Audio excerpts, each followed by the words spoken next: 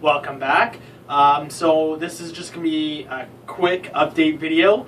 I've gotten a lot done on the layout. I think it looks really great. I've got my DCC system broken out, and my locomotive's kind of on the go. I'm running a couple snags, but everything seems to be really good. The cats will not be in this video, but they will be meowing probably. So I'm going to get behind the camera and we're going to see how everything goes. So we're going to go ahead and start kind of at the door, and I've just kind of custom cut some track.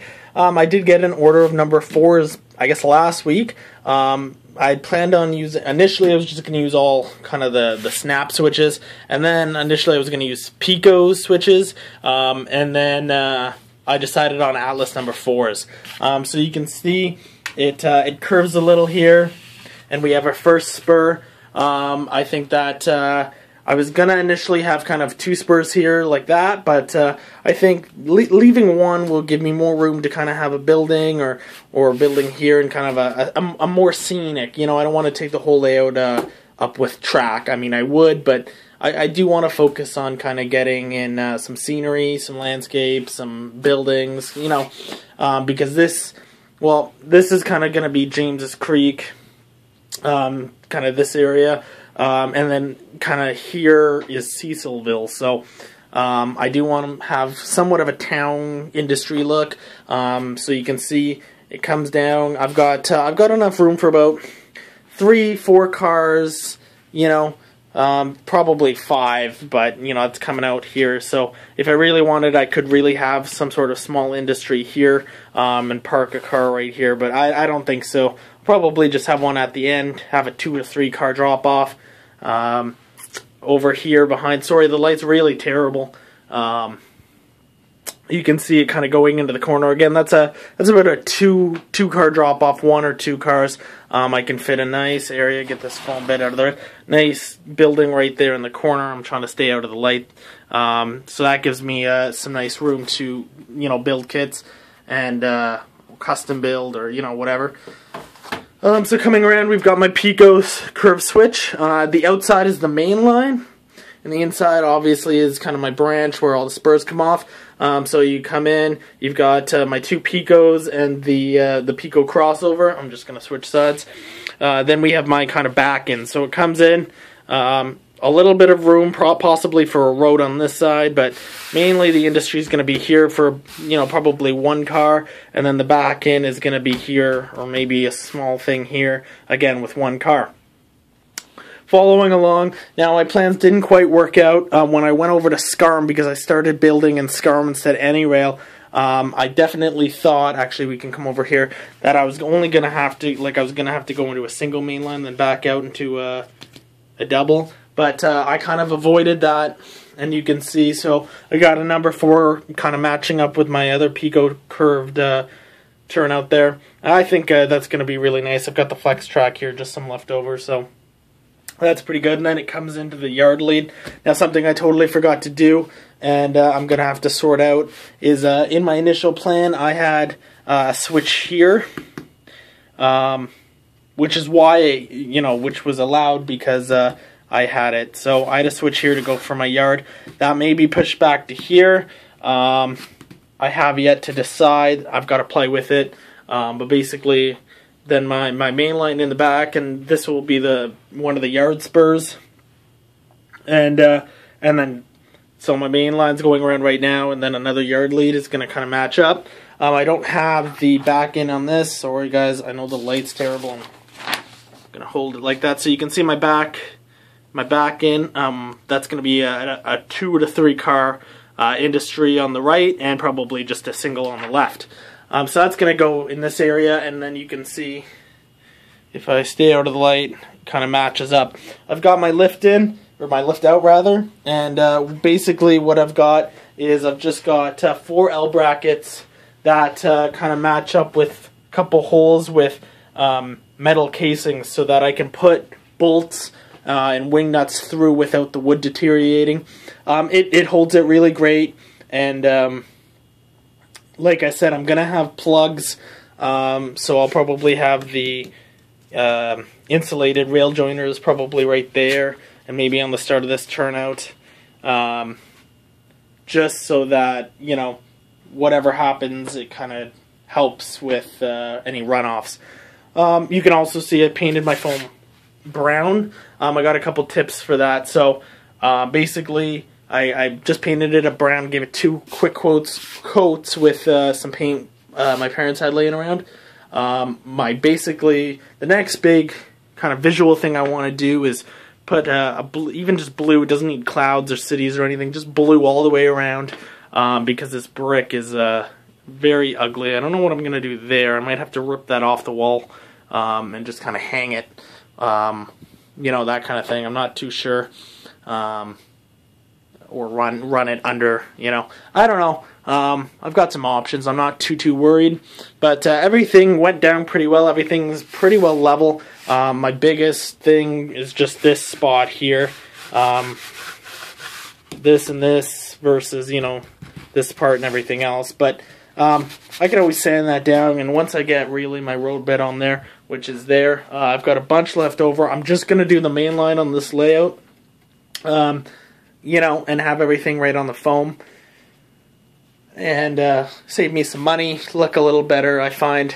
You can see I do have my Digitrax set up, so I opened my freshly bought Atlas C424s. They are great. I still don't have the detail parts on them, but I stuck them on the programming track. I got them all programmed.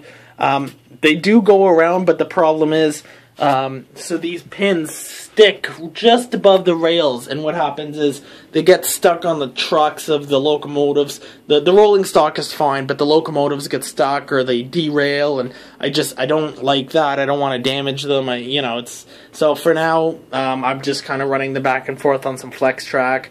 They sound great. I'll probably be doing a review. I want to set up probably my lamp and just do a quick review, because they sound good, they look good, they run great. I had the multi-unit. I used my MU function for the first time ever, which on Digitrax was super easy to use, and I really liked that. So that was so cool, and it sounded great. So that's pretty much it. I just wanted to make this video, which of course is not that quick, but I did want to make this video because it's been a little while since my last one, and you know, I did want to give you guys kind of a quick view of how everything's going. I figure I'm on 12 to 8s this week, so I'm not going to get a ton done, but I figure by, you know, Sunday, I'll at least have my road bed in place, ready to be glued, and then I can kind of trace it, glue it down, get the track back on. That'll give me at least my main line to run around with. I got to perfect my lift out. I've got the track just pinned on there for now, but basically what I want to do is, it hangs over, oh, you guys can't see, I'm so sorry.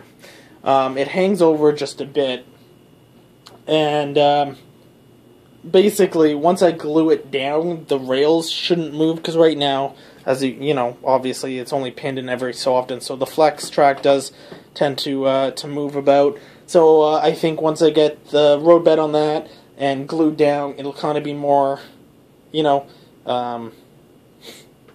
well, it'll be definitely like more stationary. So, because right now I've got rail joiners on it, and I'll probably keep that system where, you know, I've got the rail joiners on this, and when I put it in, they're free sliding, so I just slide them across and hook them up. All in all, to get my lift on in, I'm messing that up all night. Sorry guys, my lift out to get it in and kind of all hooked up. It takes about a minute. You know, you slide it in. 4 bolts, and you just kind of swing the wing nuts. If you even want to, you don't even need to put the wing nuts on there, to be honest, because once you get the bolts through, they're not really going anywhere. But you get it down, you put the bolts on, wing nuts, and then basically I just slide the 4 rail joiners across, and off you go. Now I'm going to wire this up with the trailer plugs. So I'm going to have, you know, a trailer plug on each side. basically connecting from the lift out to, you know, track power for over, you know, well, just track power on each side. Which basically, you know, means when it's plugged in, you've got power. When it's not, you don't. I was going to do the, you know, one rail and one rail, but I thought about it, but it still may happen. You know, because I've got the rail joiners, that plug idea may not be needed, but I don't know. I think it's going to come down to if I can get the rails to be really stationary, so I plop it down and they line up really well, then I'll probably use the plugs. If I have a trouble with you know, heights or anything, then I'll probably use the rail joiners. But once it's all glued down, we'll kind of see. I've seen people use screws to kind of manage, and I may very well do that. You know, stick some screws in this side, that kind of thing. I know a lot of people do lift outs. I've been watching a couple videos. The kind of nice thing is, if I do want to change it around, I could. You know, I have kind of thought of the idea of hinging it, and I don't think I will, but you know, I could do it on, you know, this side, make it skinny enough to go right under that 2x4, or right in between rather. But we'll see kind of how it goes. I'm gonna wrap this up. So anyways, thanks for watching. I'll try to get that quick sound and light review and everything up for the C424s from Atlas, up sometime, probably maybe this week, or the early weekend. And then you're probably going to see more of me next week, hopefully, when I'm back on normal shifts and can work on it during the night. So thanks for watching, and keep an eye out for my next videos. Thanks, guys.